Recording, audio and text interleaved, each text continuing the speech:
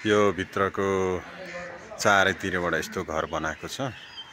यहाँ मान्छेहरूले अब कतिजनाले बस्छ यही पुजारीहरूले। अब यो ठाउँमा यसो घुमघाम गर्दै छ।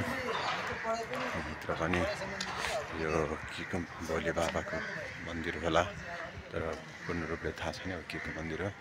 जय माता जय। अब यहाँ मान्छेहरूले बस्छ पुजारीहरूले।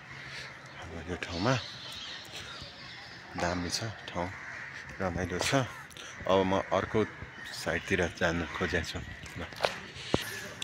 दामी छ यहाँ, कस्तो राम्रो रमाइलो ठाउँ पनि छ।